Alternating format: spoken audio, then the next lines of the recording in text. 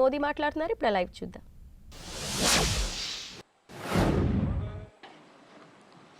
आज संसद का ये उच्च सदन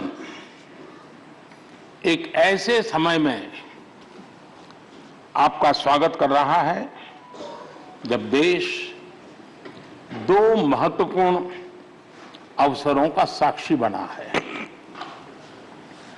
अभी कुछ ही दिन पहले दुनिया ने भारत को G20 समूह की मेजबानी का दायित्व सौंपा है।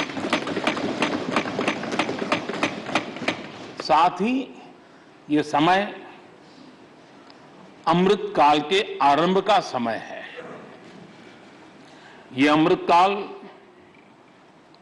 एक नए विकसित भारत के निर्माण का कालखंड तो होगा ही, साथ ही भारत इस दौरान विश्व के भविष्य की दिशा तय करने में भी बहुत अहम भूमिका निभाएगा।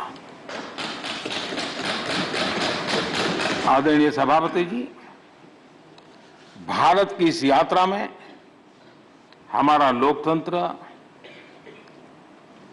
हमारी संसद, हमारी संसदीय व्यवस्था, उसकी भी एक बहुत महत्वपूर्ण भूमिका रहेगी। मुझे खुशी है कि इस महत्वपूर्ण कालखंड में उच्च सदन को आपके जैसा सक्षम और प्रभावी नेतृत्व मिला है। आपके मार्गदर्शन में हमारे सभी सदस्यगण अपने कर्तव्यों का प्रभावी पालन करेंगे। ये सदन देश के संकल्पों को पूरा करने का प्रभावी मंच बनेगा। आदरणीय सभापति महोदय, आज आप संसद के उच्च सदन के मुखिया के रूप में अपनी नई जिम्मेदारी का औपचारिक आरंभ कर रहे हैं।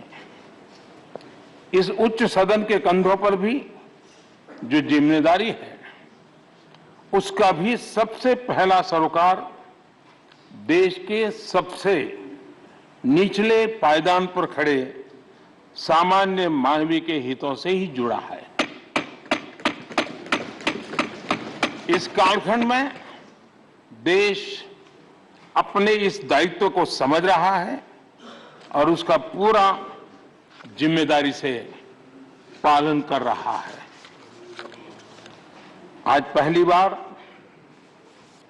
महामहिम राष्ट्रपति श्रीमती द्रौपदी मुर्मू के रूप में देश की गौरवशाली आदिवासी विरासत हमारा मार्गदर्शन कर रही है।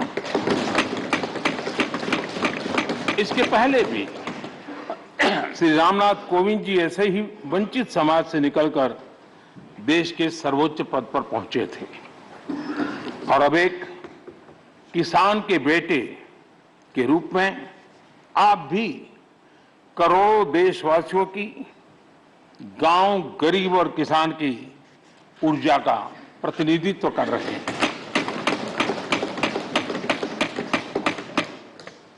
आदरणीय सभापति जी, आपका जीवन इस बात का प्रमाण है कि सिद्धि सिर्फ साधनों से नहीं, साधना से मिलती है। आपने वो समय भी देखा है जब आप कई किलोमीटर पैदल चलकर स्कूल जाते थे। गांव, गरीब, किसान के लिए आपने जो किया वो सामाजिक जीवन में रहे हर व्यक्ति के लिए एक उदाहरण है। आदरणीय सभापति जी, आपके पास सीनियर एडवोकेट के रूप में 3 दशक से ज्यादा का अनुभव है। मैं विश्वास से कह सकता हूं कि इस सदन में आप कोर्ट की कमी महसूस नहीं करेंगे।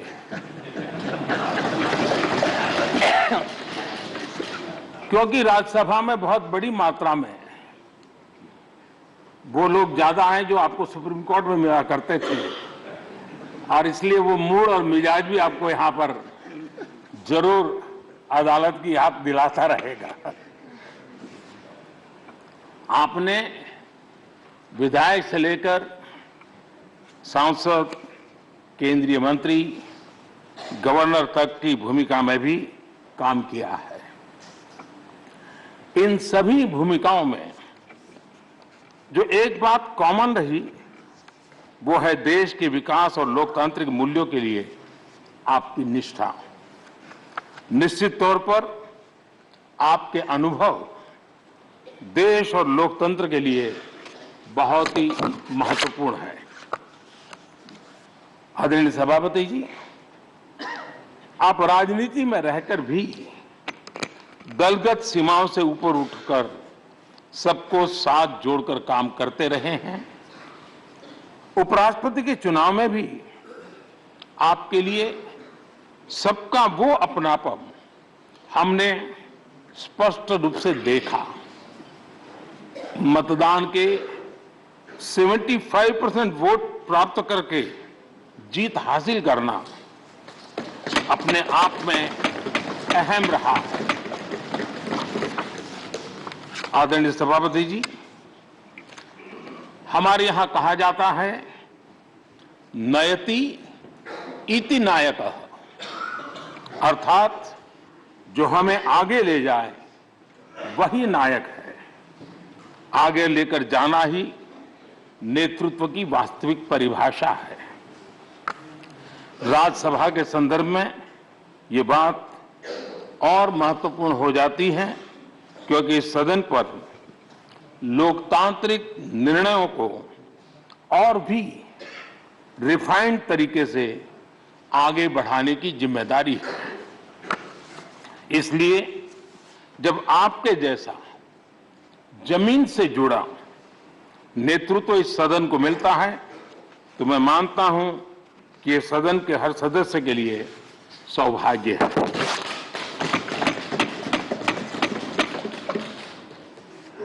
आदरणीय सभापति जी, राज्यसभा देश की महान लोकतांत्रिक विरासत की एक संवाहक भी रही है और उसकी शक्ति भी रही है।